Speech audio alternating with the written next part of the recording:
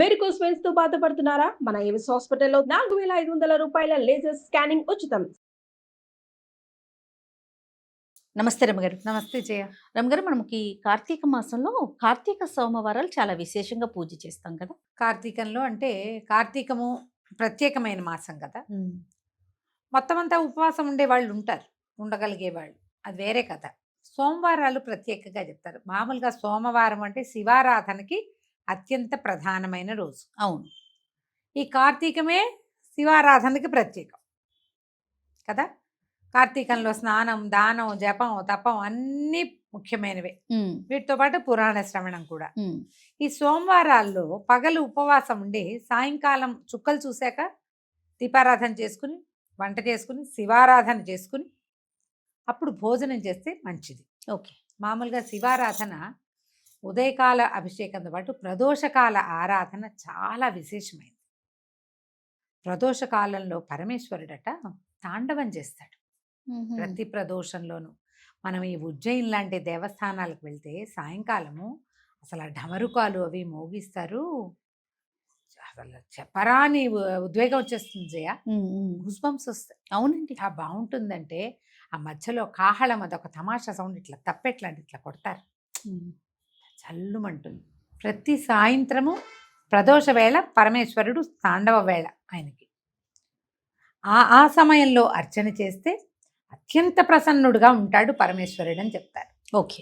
ప్రదోషకాలార్చన విశేషం. ఇందులో మళ్ళీ చూడు శని త్రయోదశులు ఇవి మాస శివరాత్రి నాడు ప్రదోషకాలార్చన, ఇవన్నీ విశేషాలు. ఇవి ప్రత్యేకంగా దేవాలయాల్లో నందీశ్వర అభిషేకాలుగా రకరకాలుగా చేస్తారు. అయితే ఈ కార్తీకాల్లో ఏంటంటే ఇది జనసామాన్యంగా అందరూ చేసుకోవచ్చు. అవును, దీనికి విశేషంగా అది ఏదో చేయాలన్నది ఏం లేదు. మీకు కుదిరిందా ఉదయకాలం వెళ్తాం, ఎక్కడైనా శివాలయంలో శివాభిషేకం చేసుకోవటం, రుద్రాభిషేకం చేయించుకోవటం. ఎక్కడైనా ఇవి చేస్తారు కదా, మృణ్మయ లింగాలతో మట్టి లింగాలకి అభిషేకం చేస్తారు, సహస్రలింగార్చన అవి చేస్తారు. కుదిరితే 12 ఈ 11 ద్వాదశ ఏకాదశ రుద్రాభిషేకము జరుగుతుంది సోమవారం నాడు. ఏ దేవాలయంలో మీకు అవకాశం ఉంటే అక్కడికి వెళ్ళి అర్చన చేసుకోవటం. ఇంట్లో మీకే అవకాశం ఉండి ఇంట్లోనే శివలింగం ఉండి మీకు ఎవరైనా పెద్ద ఈయన వచ్చి అయ్యగారు వచ్చి చేసేది ఉంటే చక్కగా చేయించుకోవచ్చు. అది ప్రత్యేకమైన రోజులు కాబట్టి. ఓకే. లేదు మనకు అది లేదు ఇది లేదు, ఏం పర్వాలేదు, ఒట్టి ఓం నమ శివాయ దండం పెట్టుకోండి. పగలు ఉపవాసం ఉందాం. మీ ఇంట్లో ఒక చిన్న శివలింగం ఏదైనా ఉంటే 3 ఉద్ధరణలతోటి నమశివాయ చెప్పుకుంటూ వేయండి. స్వామివారి మీదకి నీళ్ళు సమర్పించండి. మేము పాలు, పెరుగు, నెయ్యి, తేనె, పంచదార, టెంకాయ నీళ్ళు ఇవన్నీ నేను చేస్తాను. లక్షణంగా చేసుకోండి. ఓకే. పర్వదినాలలో ఏంటంటే సాంగంగా చేయటం ఎంత అద్భుతమైన విషయమో చెయ్యటం అంత అద్భుతమైన విషయం. అసలు చేయటం మానేయకుండా మీకు అవకాశం ఉన్నంత ఆరాధన చేసుకోండి.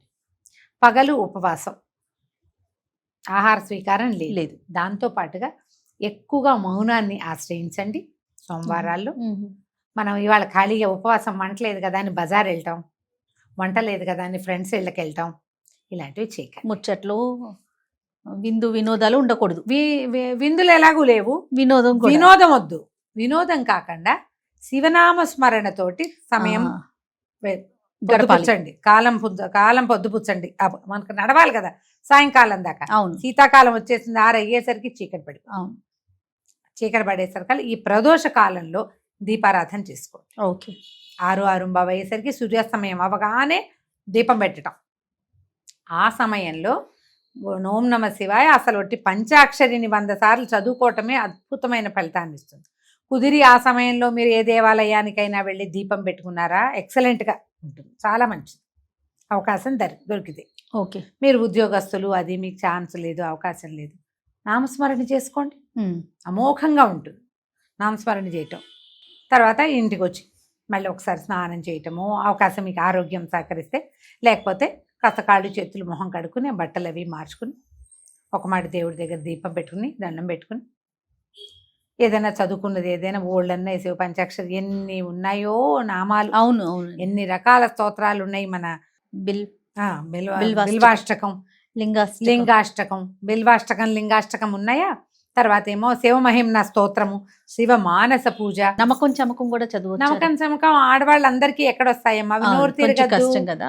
చమకాలు మగవారు చేయటము, పురోహితులు ఎవరైనా ఉంటే అవకాశం, మన దేవాలయానికి వెళ్తే అది సరిపోతుంది. కుదురుతుంది. మీరు అవన్నీ చదవకర్లా, ఇవి చదువుకున్నా చాలా, ఇవే చాలా గొప్పవి, అవును. చాలా ఏమి లేకపోయినా పంచాక్షర మంత్రమైన పూర్తిగా పంచాక్షరి నమశివాయ అనుకున్నా చాలు.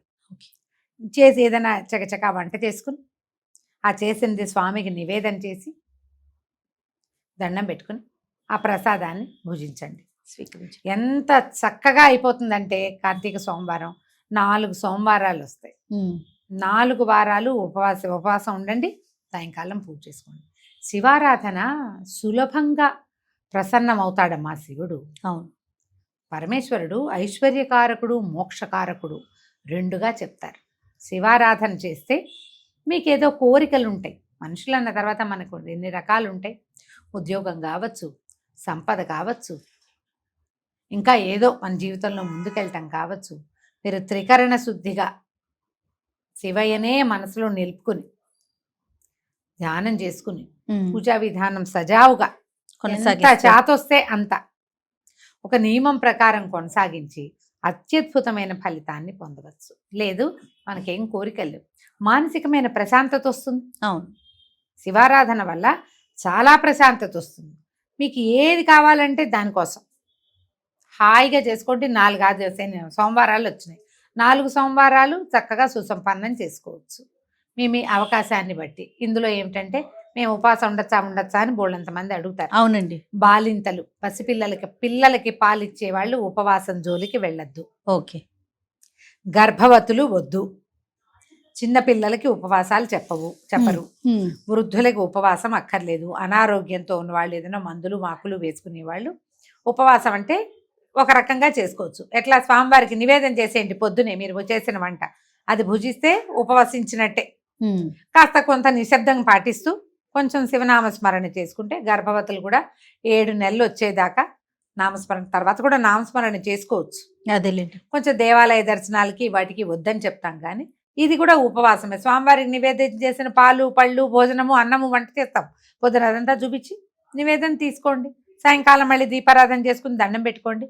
చక్కగా ఈ ఉపవాసం కుదురుతుంది. ఉపవసించడం అంటే అన్నం మానేయటం అనే అర్థం కాదు, భగవంతుని సమీపంలో ఉండటం. మనం ఈ ఉపవాసంతో అంటే భగవంతుని సమీప వసనంతో చక్కగా మనం సోమవారాలని సుసంపన్నం చేసుకోవచ్చు. మీ అవకాశాన్ని బట్టి చేసుకోండి.